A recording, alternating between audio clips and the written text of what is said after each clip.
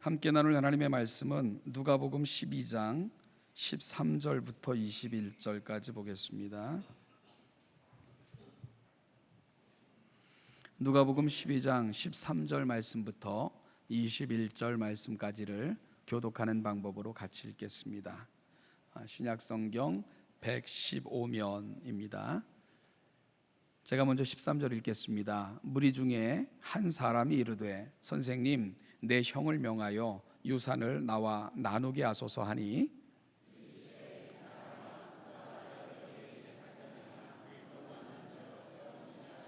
그들에게 이르시되 삼가 모든 탐심을 물리치라. 사람의 생명이 그 소유에 넉넉한 데 있지 아니하니라 하시고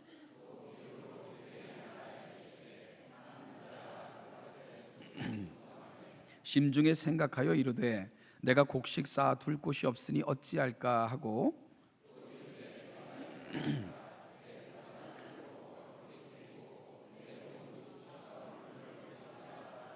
또 내가 내 영혼에게 이르되 영혼아, 여러 해 쓸 물건을 많이 쌓아두었으니 평안히 쉬고 먹고 마시고 즐거워하자 하리라 하되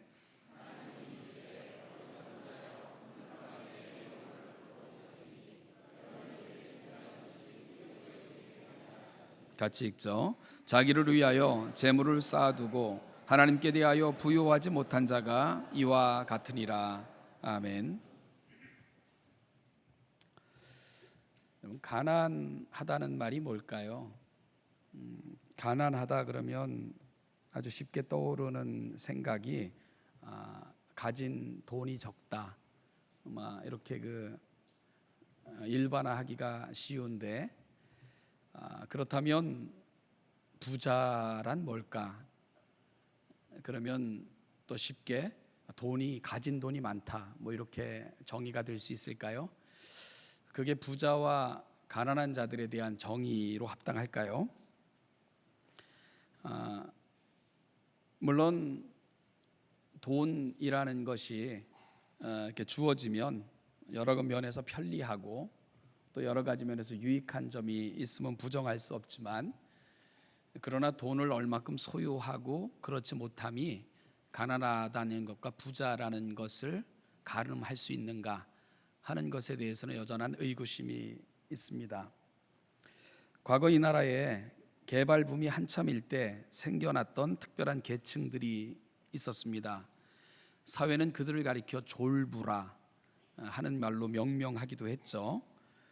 가난하게 땅을 일구며 살다가 그 지역이 개발 지역이 되면서 보상받아 갑자기 돈이 많아졌던 분들을 그렇게 부르기도 했습니다. 물론 대부분 많은 분들은 그 돈으로 착실하게 또 새로운 삶을 사셨지만 일부 계층들이 보여줬던 그 작태가 사회의 눈을 찌푸리게 만들었고, 그러므로 말미암아 그런 신조어가 생겨나게 됐던 거죠.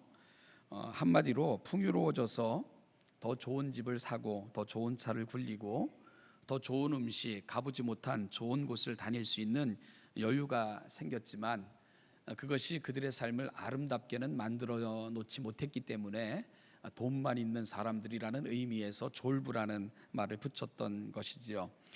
여러분, 그런 사람들을 가리켜 부자라고 말할 수 있을까? 부자가 아닙니다. 그냥 돈이 많은 거죠. 그러면 부자는 어떤 사람들을 부자라고 말하는 걸까? 부자는 부자로서의 품격이 있어야지만 부자인 것입니다. 그래서 그것은 부유하다, 풍요롭다는 말과도 함께 갈 수 있는 개념인 것이지요. 여러분, 그 물질에 준하는 인격과 삶의 태도, 그리고 좀 덜 가진 사람들을 배려하는 그 티내지 않음, 이런 것들이 어찌 보면 진정한 부자의 품격이고 조건일 것입니다. 그래서 서양 속담에 부자는 욕망을 채우는 사람들이 아니라 만족을 나눠주는 사람들이다 라는 말도 있고요. 프랑스어 중에 보면 이제는 그 어려운 말인데도 일상적인 용어처럼 쓰이는 노블레스 오블리주, 즉 귀족성은 의미를 갖는다, 이런 뜻이 되는데요. 사회적 지위나 신분, 부유한 사람들은 그에 준하는 도덕적 의무와 책임을 가져야 된다, 이런 말로 좀 굉장히 많이 회자되는 말이기도 합니다. 그래서 그런지 그 외국의 부자들은 존경받는 경우가 굉장히 많습니다. 따라서 존경받지 못하면 진정한 부자가 아니라 그냥 돈이 많은 거죠. 그냥 돈이 많은 사람들이라고 불리는 게 맞을 것입니다. 그리고요, 품격 없이 돈만 많으면 사회에 어떤 선한 영향력도 미치지 못하고요, 또 유익도 제공하지 못합니다. 오히려 사회의 눈살을 찌푸리게 만드는 그런 원인들만 되고 말죠. 그러나 품격 있는 부자들이 많아지면 사회는 도움을 받게 되고요, 주변이 행복해집니다.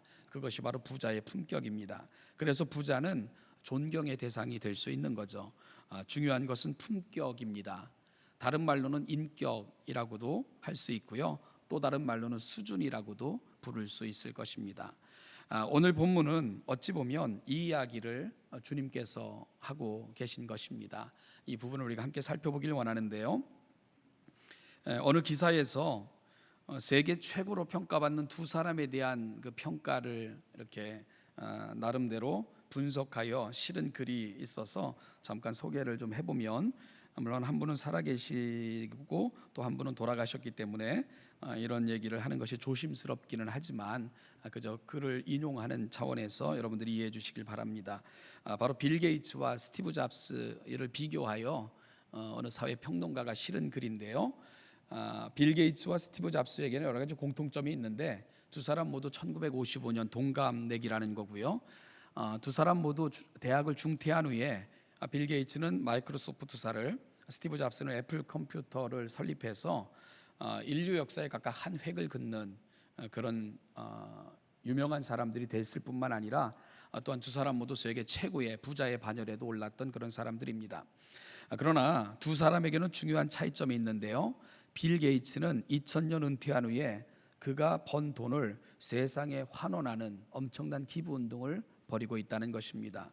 스티브 잡스에는 그에 비해서 스티브 잡스가 이런 면에서 끼친 영향은 극히 미약하다, 이런 평가를 내놓고 있었는데요. 그래서 이 스티브 잡스는 생전에도 그 기부와는 그렇게 친하지 않은 사람이었을 뿐만 아니라 2011년 세상을 떠날 때에도 세상을 위한 아무런 유언도 남기지 않고 떠난 사람으로 그리 알려져 있습니다. 그래서 사람들이 스티브 잡스에게 붙여준 별명은 구두쇠 억만장자라는 말로 이렇게 이름을 붙여놨다고 해요.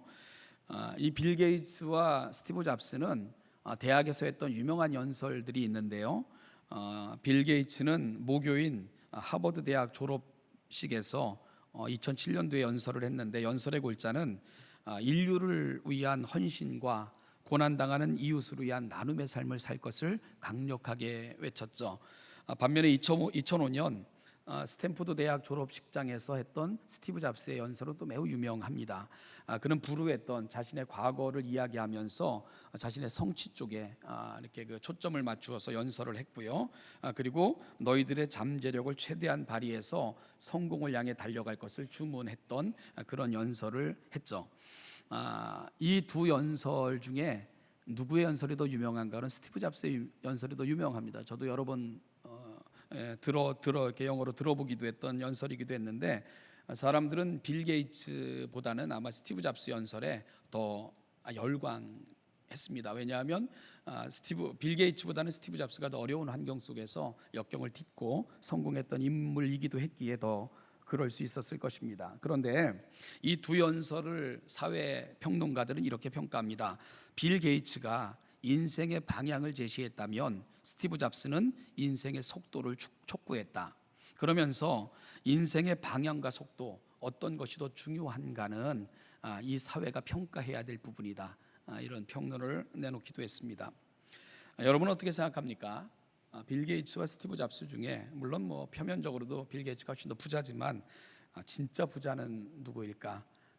이런 생각 여러분들은 어떻습니까?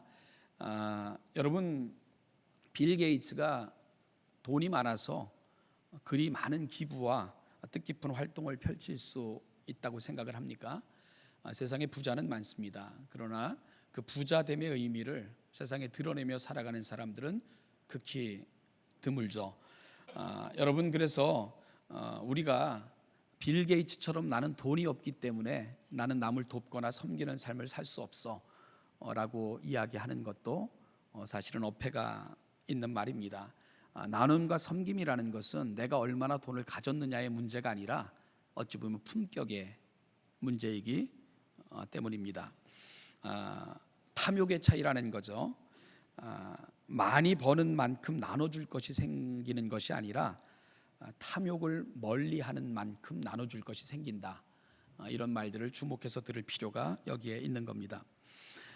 빌 게이츠에게 누가 물었습니다. 어떻게 해서 이런 나눔과 함께 정말 함께 이웃과 더불어 살아가는 삶의 철학을 갖게 됐습니까?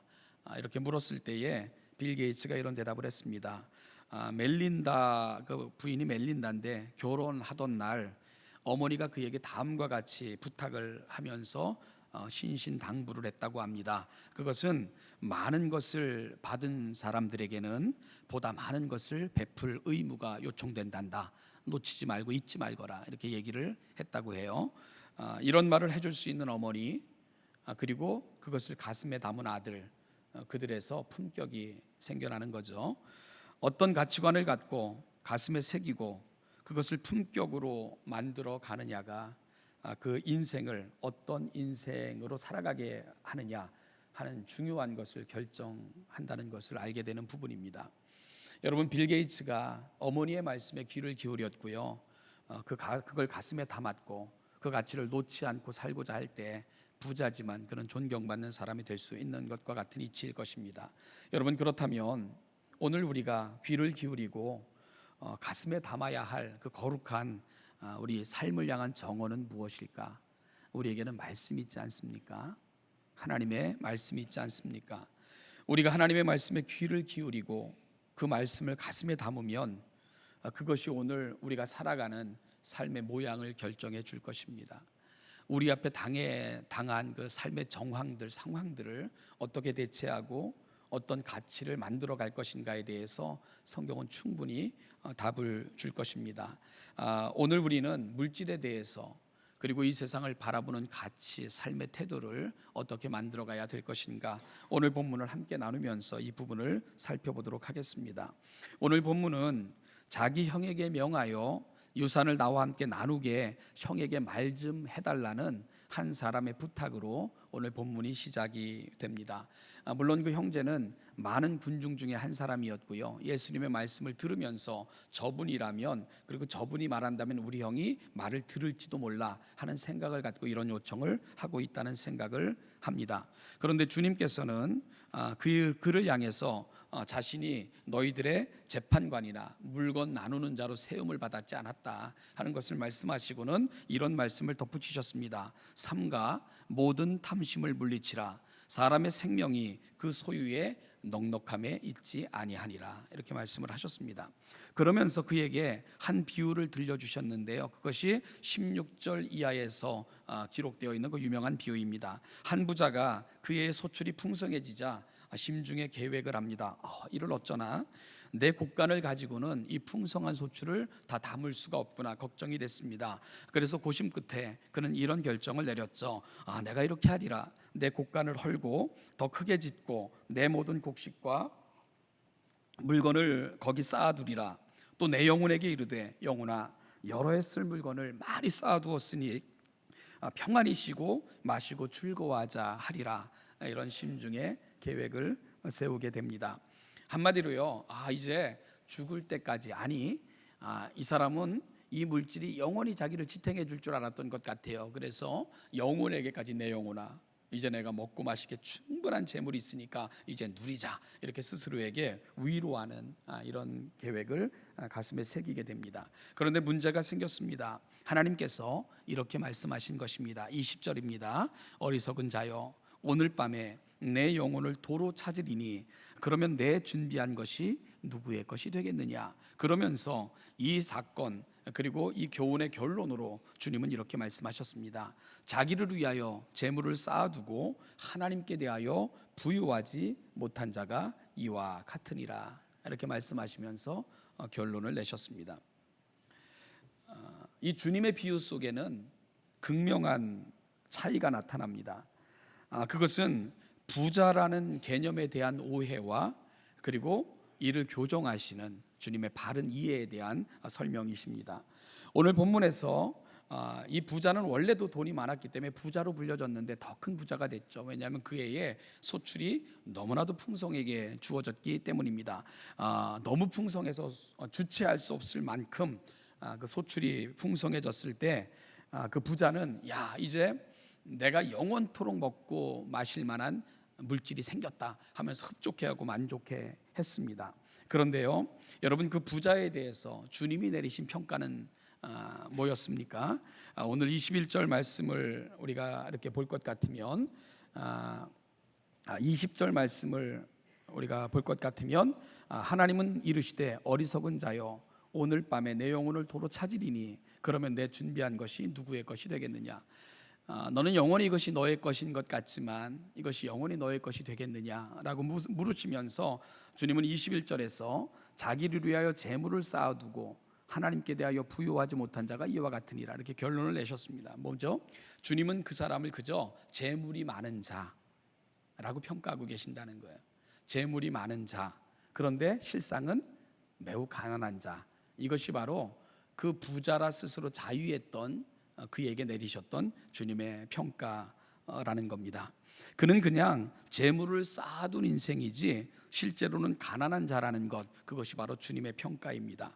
여러분, 그렇다면 부자가 이런 평가를 받게 된 원인이 뭘까요? 오늘 본문에서 예수님은 물질의 무익함과 불필요함을 말씀하고 계신 것일까요? 아니죠, 그렇죠? 그렇지 않습니다.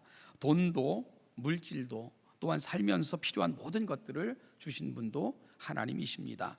돈도 선하고요, 물질도 선하고 또한 살면서 필요한 모든 것들도 결코 악한 것이 아닙니다. 따라서 오늘 본문의 예수님의 비유에 등장하는 인물이 부자이기 때문에 결코 비난받고 있는 것 아닙니다.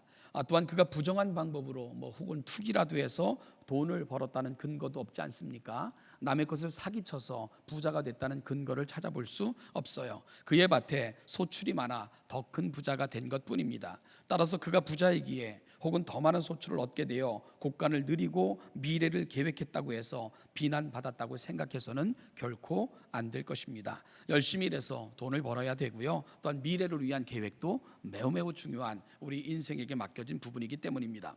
또한 본문을 해석함에 있어서 아주 쉽게 빠져나가고자 하는 유혹을 받는 부분이 있는데요, 이걸 종교적으로 해석을 하는 것입니다. 바로 이 부자를 향해 주님께서 하나님께 대하여 부유하지 못한 자라는 그 표현을 통해서 곧바로 이 부자가 종교적인 의무를 잘 감당하지 못해서 그렇게 책망을 받았다고 설명하고 마는 거죠. 즉 하나님께 대하여 부유하지 못했다는 표현을 헌금을 많이 드리지 않았다거나 11조를 안 드렸다거나 감사의 예물을 드리지 않았다거나 그래서 하나님께 대해서 부유하지 못한 자라고 평가를 받은 거다, 이렇게 해석해서는 결코 안 된다는 것입니다. 그런 것들이 하나님께 대해 부유한 것이라고 일반화시키는 것, 이것도 역시 성경 해석의 한 오류입니다. 역시 본문은 이런 생각을 지지하지 않습니다. 따라서 하나님께 대해서 가난하다는 것을 종교적인 영역 속에 의무로 제한해서 설명하는 것 역시 성경은 찬성하지 않습니다. 하나님께 대하여 부유하지 않다는 것은 단순한 그런 의미가 아니기 때문입니다. 자, 그러면 이 부자의 문제는 무엇입니까? 예수님의 비유에 등장하는 이 부자는 앞에서 예수님께 어떤 요청을 했죠? 내 형에게 명하여 물려받은 유산을 나누어 주라고 말씀해 주십시오 라고 요청을 했죠. 어찌 보면 자기가 부당한 대우를 받고 있다고 생각했던 것 같아요. 형이라는 사람 때문에 말이죠. 그런데 우리가 이 문맥을 잘 살피면, 그리고 오늘 비유를 통해서 주님이 들려주시는 생각을 붙잡으면 이 요청을 하고 있는 사람은 이런 사람이라는 결론에 이르게 되는데요, 오늘 재산 문제로 예수님께 나왔던 사람은요 가난한 사람이 아닙니다. 이 사람은 받았는데 더 받아야 되는 게 마땅하다고 생각을 하고 있는 거예요. 형이 내게 줄 분깃을 온전히 주지 않고 내 것을 형이 더 많이 가졌다, 이렇게 생각하는 사람이 오늘 본문에 나와 예수님께 요청했던 그 사람입니다. 이 사람은 결코 가난한 사람이 아닌 거예요. 문맥으로 보아 못 받은 것이 아니라 더 받고 싶고 덜 받아서 억울하다는 생각을 가지고 있는 사람이 오늘 본문에 예수님께 나온 사람이라는 것을 알게 되는 거예요. 그래서 주님은 그의 본심을 알았죠. 그래서 그 사람을 뭐라고 평가합니까? 마음에 탐심이 가득하다, 이렇게 평가를 내리시면서 이 비유를 그 사람에게 베풀고 있는 겁니다. 여러분, 탐심이 뭡니까? 탐심이라는 거는요, 물질에 대해 사모하듯이 구하는 그 욕망, 이것이 탐심이 갖고 있는 원래적 의미입니다.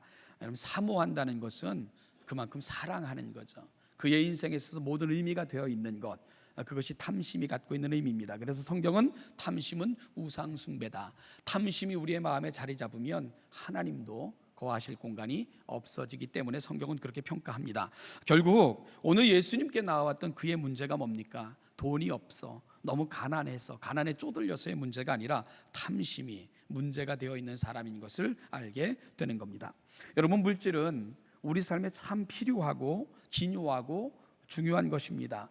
그런데요, 그것이 내게 탐심의 영향력 속에서 사모하듯 구하는 우상이 되면 다른 사람에게 피해를 주고 심지어 물질 때문에 다른 사람의 생명을 빼앗는 경우까지 생기는 것이 우리가 살아가는 세상이 보여주고 있는 모습 아닙니까? 여러분, 음식도 그러죠. 음식도 참 귀하고 이 먹는 즐거움, 참 하나님이 주신 특별한 또 우리 감사의 이유이기도 한데, 이것이 식탐이 되면 이게 얼마나 추해집니까? 성이라는 것도 어찌 보면 참 아름답고 귀한 것인데, 이것이 탐욕이 되면 세상에서 가장 추하고 더러운 악의 도구가 되는 것 다 같은 이치 아니겠습니까? 하나님께서 우리에게 주신 것, 허락하신 것 중에 본질적으로 악한 것은 없습니다. 단지 탐심이 그 모든 것의 의미와 그것을 다루는 우리들을 변질시켜 왜곡되게 만들어내는 거죠. 오늘 예수님께 나왔던, 그리고 요청하고 있는 이 사람, 그리고 이 형제들은 물질이 유익을 넘어 삶을 가꾸는 필요를 넘어 탐욕, 즉 우상이 되어 있는 사람들인 것을 우리가 알게 됩니다.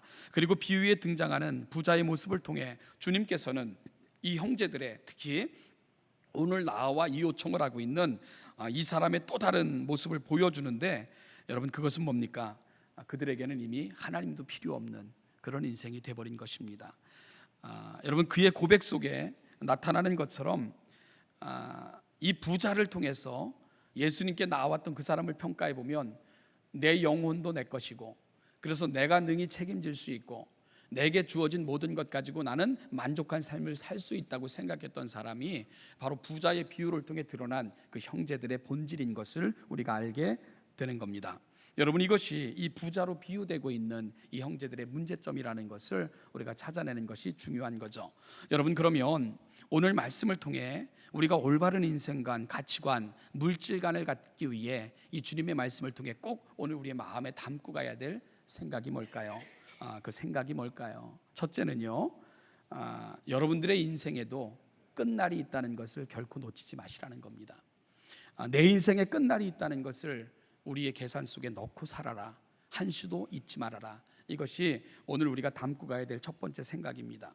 이 삶에서의, 이 세상에서의 삶은 기한이 정해져 있습니다. 모래시계가 있지 않습니까? 모래시계를 뒤집으면 모래가 조금씩 흘러내리죠. 언제 내리가나 싶지만 어느새 모래는 다 흘러내려서 수북히 밑에 쌓이게 되는 것 아니겠습니까? 우리 인생도 어찌 보면 모래시계와 동일한 원리일 것입니다.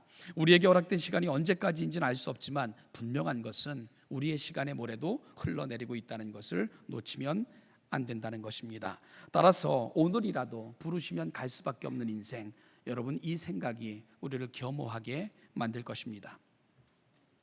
1994년 10월 21일 무슨 사건이 일어났는지 혹시 기억하시나요? 지니어스, 천재가 1994년 10월 21일 날에는 정말 그 어처구니 없는 참사가 일어났죠. 바로 성수대교가 무너진 날입니다. 그것이 한 7시 48분 정확히 그때 일어났다고 하는데요. 38명이 목숨을 잃고 많은 사람들이 부상을 당했던 참 비참한 사건이었는데요. 사고 직전에 그곳을 지났던 분, 바로 직전에 그곳을 건넜던 분이 후에 이런 얘기를 했습니다. 출퇴근을 위해 늘 그 다리를 지나다녔는데 사고가 일어난 그날도 그 바로 직전에 그 다리를 건너 사무실로 출근을 했다는 것입니다. 그러고 나서 그 다리가 곧장 무너진 거예요. 그 사고 후에 자신은 집을 나설 때 모시고 살던 어머니에게 또 아내에게 인사할 때 다녀오겠습니다라는 인사를 결코 하지 않는답니다. 인사가 저 갑니다 이렇게 바뀌었다는 거예요. 저 갑니다.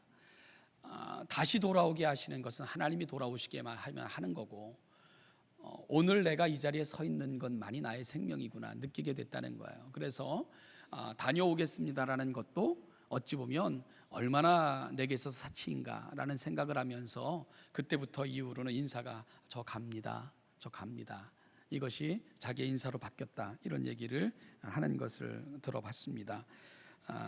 사랑하는 여러분, 부르면 갈 수밖에 없는 게 저와 여러분들 아니겠습니까? 그래서 그리스도인의 삶을 규정하는 용어가 종말론적 삶의 윤리라는 말을 쓰는 것이 그 이유입니다. 오늘이 지금을 내게 주어진 마지막 날인 것처럼 살아가는 사람들, 이것이 바로 그리스도인들의 삶의 본질이어야 되는 겁니다. 그래서 우리가 나누었던 톨스토이의 소설 사람은 무엇으로 사는가에서 나타난 두 번째 질문, 사람에게 허용되지 않은 것이 뭡니까?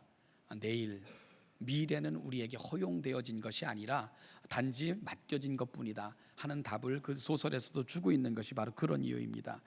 사랑하는 여러분, 오늘만, 우리가 살아있는 순간만 내게 주어진 것이라면 오늘을 우리는 어떻게 살아야 되겠습니까?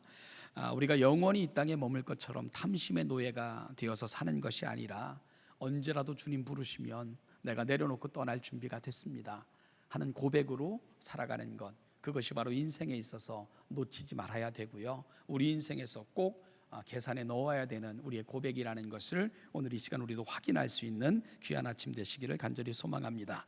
둘째는요, 우리는 청직이라는 사실을 놓치지 말아야 된다고 오늘 본문을 통해서 주님은 말씀하고 계십니다. 오늘 예수님의 비유 속에 등장하는 부자가 계속해서 사용하는 단어가 뭡니까? 나입니다. 나. 그래서요, 이것이 심중이라는 단어를 빼고도 6번이나 등장하는데 나, 내 것, 내 곡식, 내 영혼, 나라는 말이 계속 등장하는 것을 우리가 발견하게 됩니다. 그런데 여러분, 수위에는 뭐가 없습니까? 수위에는 주머니가 없죠. 수위에 주머니를 만드는 사람은 없습니다. 왜냐하면 담아갈 것이 없기 때문입니다. 모든 것을 그냥 그 자리에 놓고 떠나는 것입니다. 잠시 맡겨주신 것들을 사용하다가 그냥 놓고 떠나도록 그리 하나님께서 인생들을 계획하시고 이 세상에 내신 거예요. 여러분, 놓고 떠날 수밖에 없다면 그거 우리 거 아니기 때문에 그런 것입니다. 주인에게 돌려드리고 떠나는 거예요. 그리고 그것을 통해서 하나님은 또 다른 일을 하시겠죠. 여러분, 우리는 생각할 때 우리가 열심히 살아서 자녀들에게라도 물려주고 떠나면 의미가 있겠다. 여러분, 자녀들에게 물려주고 떠난 물질이 그들에게 유익이 된다고 여러분 어떻게 장담하십니까? 오히려 부모가 놓고 떠난 재물 때문에 자식 간의 분쟁이 있고 수없이 많은 문제들이 이토록 산적해 있고 심지어 칼부림이 나면서까지 싸우는 것이 세상의 이치라는 것을 우리가 너무너무 잘 알고 있지 않습니까? 그래서 그리스도인들은 이 세상을 청지기 같이 살아야 되는 겁니다. 주신 것들 감사하게 누리며 사시고요, 감사하게 사용하시고 맡겨주신 분의 뜻대로 사용하다가 그분께 다시 드리고 가는 것, 이것이 바로 성도의 삶이다. 이런 고백을 갖고 있는 것이 너무 중요하다는 겁니다. 따라서 물질도 귀하고 소중하지만 더 귀하고 소중한 것이 어떤 겁니까? 맡겨주신 그분의 뜻대로 사용하다가 그분이 부르실 때에 그분의 뜻대로 살았으니 감사하며 내려놓고 떠나는 것, 이것이 바로 우리가 가야 되는 길이라는 것을 여러분 인생의 계획 속에서 결코 놓치지 말라는 겁니다. 이것이 소중하다는 겁니다. 그래서 예수님께서도 이 세상에 쌓아놓고 그것이 마치 영원하다고 생각하는 사람의 어리석음을 이야기하면서 세상의 모든 것은 녹슬고 삭지만 그러나 너희들이 하나님의 뜻대로 살다가 그분에게 돌아가면 하나님께서 녹슬지 않는 영원히 너희들이 누리고 살 만한 것들로 그 하늘 곳간을 채워주실 거다, 이렇게 말씀하시는 것도 그런 이유입니다.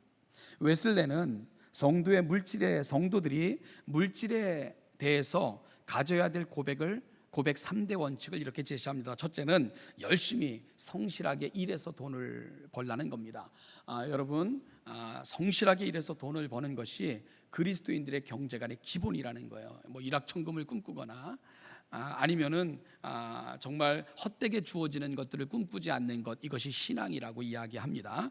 두 번째는요, 그렇게 번 돈을 헛된 곳에 낭비하지 말고 절약하며 근검하게 살아 저축하라고 그렇게 권면을 합니다. 그것은 내 것이 아니기 때문에 내 마음대로 그렇게 막 쓰면 안 된다는 거죠. 그리고 세 번째 원칙이 뭐냐? 그리고 그것으로 구제하고 이웃을 섬기는 일에 사용하라. 이것이 세 번째 원칙입니다. 사람들이 대체적으로 세 번째 원칙 때문에 실망해요. 그리고 시험에 들기도 하는데요.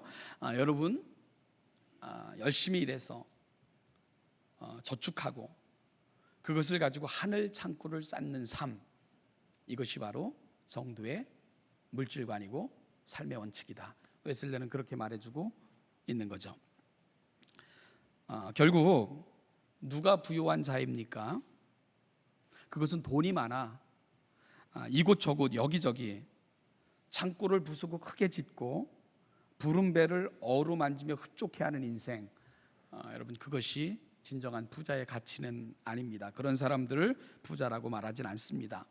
내게 있는 모든 것은 하나님의 것임을 고백하며 내가 살아가는 날 잠시 동안 그분께서 내게 맡겨주신 것임에 내가 살아가는 모든 것을 통해 그 하나님을 영화롭게 하며 그 하나님의 마음이 있는 곳에 그 물질을 사용하고 하나님께서 내게 주시는 그 감동을 안고 살아가며 그렇게 세상을 유익하게 하는 것, 이것이 바로 진정한 부자라고 주님은 말씀하고 계신 것입니다. 내가 살아가는 날 동안 잠시 맡겨주신 것임에 감사함으로 사용하고 바르게 사용하고 하나님의 영광을 위해서 사용하다가 하나님께서 부르시는 그날 하나님께서 또다시 채워주셔서 사용케 하실 그 영원한 하늘의 축복을 누리며 살아가면 되는 것, 그것이 바로 성도의 삶이라고 주님은 가르쳐주고 계신 것이지요. 요즘 세상이 참 불안하고 미래의 불확실함 때문에 많이 우울해하시고 사시는 분들이 많은 것 같습니다. 사랑하는 여러분, 그럼에도 불구하고 이 땅을 우리가 부유롭게 살 수 있으시려면 오늘 하나님께서 내게 주신 것에 감사하시면서 그리고 하나님께서 이 땅에 하나님의 뜻대로 살고자 할 때 채워가시는 은혜를 누리시고 미래는 그분이 영원히 있을 건 예비하시고 여러분 기다리고 계신다는 것을 확신하는 가운데 그 미래의 소망, 더 큰 소망 붙드시고 오늘을 승리하며 살아가시는 하나님의 거룩한 백성들 되시기를 소망합니다. 사랑하는 여러분, 이 세상에서 돈이 많은 자들이 아니라 진정한 부자들이 되시길 소망하고요. 그리고 하나님의 나라를 위해 정말 하나님께서 펼쳐가시는 위대한 꿈에 참여하시는 우리 신원예담교회 모든 성도들 되시기를 주님의 이름으로 축복합니다. 기도하겠습니다. 하나님 아버지, 은혜와 사랑을 감사합니다. 오늘 이 아침도 하나님의 거룩한 백성들을 이곳으로 인도하셔서 말씀 앞에 주님이 들려주시는 그 교훈 앞으로 우리의 발걸음을 인도하여 주신 것 너무너무 감사합니다. 하나님 아버지, 오늘 우리가 내가 가진 것 그리고 못 가진 것으로 인하여 슬퍼하거나 답답해하는 것이 아니라 오늘 내게 주신 것들을 감사함으로 알고 감사함으로 사용하고 하나님께서 원하시고 기뻐하시는 곳에 사용하다가 주님 부르시는 그날 그 영혼에 영원히 참여하여 하나님 주시는 복과 은혜를 마음껏 누리고 살아가는 그 아름다운 준비를 이 땅에서 갖추어가는 우리 신원여담교회 모든 성들이 되게 하여 주시기를 원합니다. 하나님 아버지, 한 사람에게 재산의 문제로 찾아온 사람에게 삼가 탐심을 주의하라 말씀하신 것처럼 우리에게도 끊임없이 밀려오는 욕심들이 있습니다. 우리의 생각들을 사로잡은 채 자유케 하지 못하는 그 많은 욕망들이 우리 가운데 있음을 고백합니다. 하나님 아버지, 그 모든 것들이 늘 밀려오지만 우리가 주의할 수 있도록 도와주시고 하나님 나라의 가치를 붙들고 살아 이 땅에서도 하나님의 자녀답게 그 영원 속에서 하나님의 그 은혜에 참여하는 우리 신원여담교회 모든 성도들 될 수 있도록 은혜 위에 은혜를 더하여 주시옵소서. 감사드리며 예수님의 이름으로 기도하옵나이다. 아멘.